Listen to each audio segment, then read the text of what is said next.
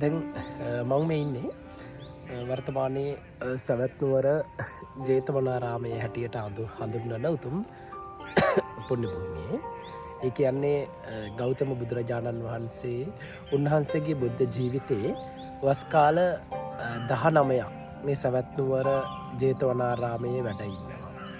ඒ වගේම තමයි මේ සවැත් නුවර ජේතවනාරාමය හඳුන්වන්නේ අවිජහිත පුණ්‍ය භූමියක් විදිහට.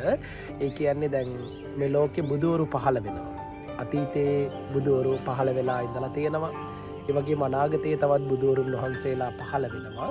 මේ අතීතයේ පහළ වුණ ඒ වගේම අනාගතයේ පහළ වෙන සියලු බුදුවරුන් වහන්සේලා අත් නොහරින උතුම් පුණ්‍ය භූමියක් තමයි මේ සවැත් නුවර ජේතවනාරාමය කියලා කියන්නේ. එතකොට දැන් ඒ ජේතවනාරාමයේ භාග්‍යවතුන් වහන්සේ ධර්මය දේශනා කරපු ධම්සභා මණ්ඩපය තමයි මම මේ වෙලාවේ මේ ඉන්නේ. ධම්සභා මණ්ඩපය ඔබට දැක බලා ගන්න පුළුවන් විදිහට මෙතන වෙන ධම්සභා මණ්ඩපයත් ඒ වගේම මෙතන වටේට භාග්‍යවතුන් වහන්සේගේ සුගන්ධ කුටිය, ඒ වගේම රහතන් වහන්සේලා වැඩ ඉඳපු අනිකුත් කුටි, ඒ හැම එකක්ම එන ඔබට දැක බලා ගන්න පුළුවන්කම තියෙනවා.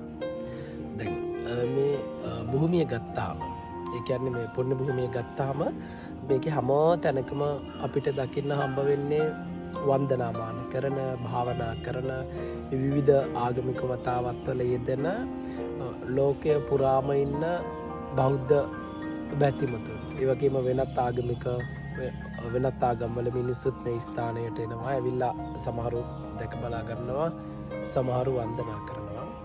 ඉතින් ඔය ඔතනදී අර සාමාන්‍යයෙන් මට හිතිච්ච කාරණාව තමයි දැන් අපි ගෞතම බුදුරජාණන් වහන්සේ ගත්තත් බුදු කෙනෙක් කියලා කියන්නේ සාමාන්‍යයෙන් එක්කෙනයිනේ. අපි හැමෝම දන්න ධර්මයට අනුව බුදු කෙනෙක් කියලා කියන්නේ එක්කෙනයි.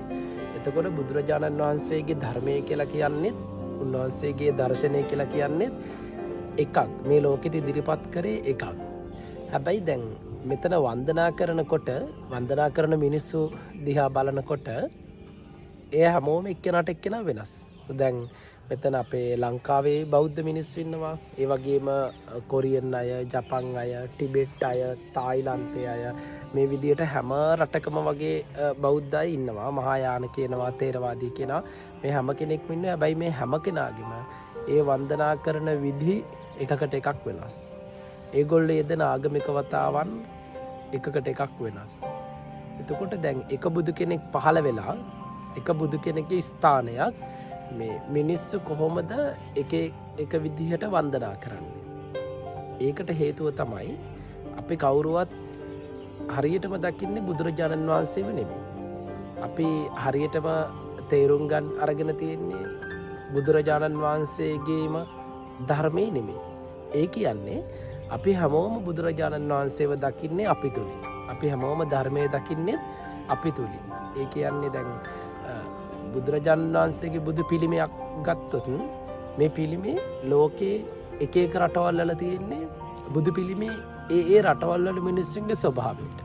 දැන් ලංකාවේ බුදු පිළිමයක් ගත්තොත් ඒ බුදු පිළිමේ බුදුරජාණන් වහන්සේ ලංකාවේ කෙනෙක් වගේ. ඉන්දියානු බුදු පිළිමයක් ගත්තොත් ඉන්දියන් කෙනෙක් වගේ.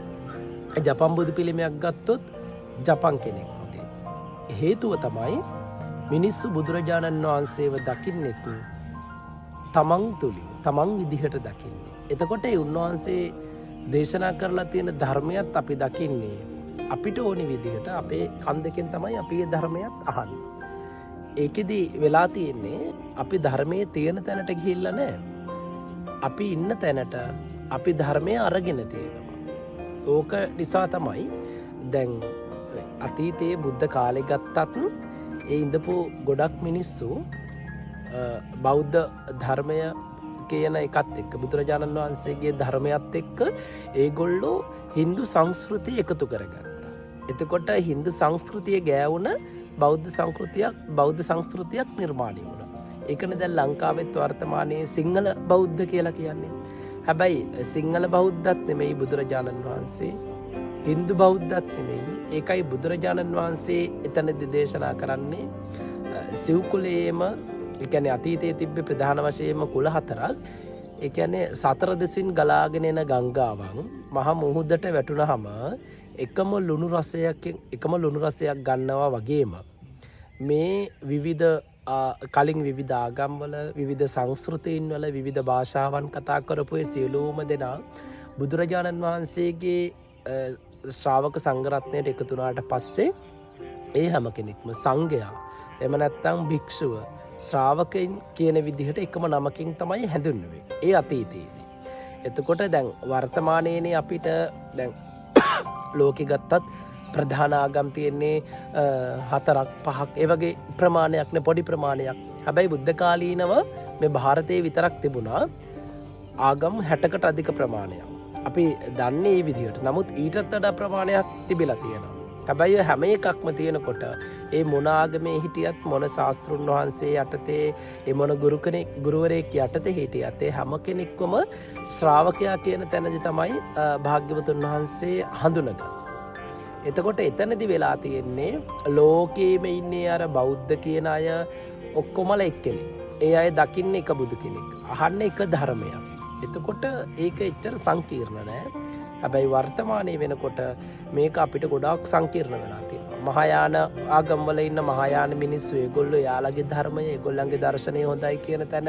එතකොට ලංකාවේ අපිට අපි පුරුදු කරන තේරවාදී බෞද්ධ දර්ශනය හොඳයි කියන තැනට මේ ඔක්කොම බෙදිලා තියෙනවා. ඉතින් ඒ වගේ අසීරු කාලයකදී තමයි අපිට මේ ධර්මය අවබෝධ කරගන්න වෙලා තියෙන්නේ මේ ධර්මය පුරුදු කරන්න වෙලා තියෙන්නේ. ඒක ලේසි කාරණාවක් නෙමෙයි. හැබැයි ඉතින් ඕකෙදී අර කවුරු කොයි විදියට මේක කරන්න උත්සාහ කරත් ඕක දැන් එක එක විදිහට කරනකොට වෙනස් වෙනවනේ. අන්නේ ඒ නිසා තමයි බුදුරජාණන් වහන්සේ මේක පොදු කරලා ප්‍රධාන එක කාරණාවක් මතක් කරලා තියෙන එක විතාම හොඳ පොයින්ට් එකක්.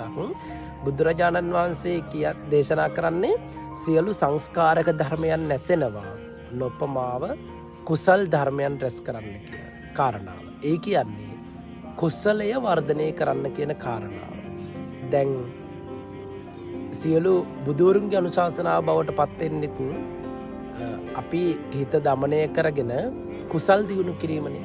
ඔය කුසල් දියුණු කරනවා කියලා කියන කාරණාව තමයි අපි මේ ධර්මය අවබෝධ කරගන්නවා කියන කාරණාව විදිහට පුරුදු කරන්නේ. ඒ කියන්නේ දැන් අර කුසලයේ කියලා කියන්නේ මොකක්ද? කුසලය, කුසලතාවය, කෞශල්‍ය කියලා අපි කියනවනේ.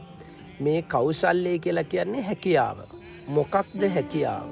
ඒ හැකියාව තමයි අපි විසින් මේ විඥාණය නිරුද්ධ කරන්න කරන පුහුණු වීම.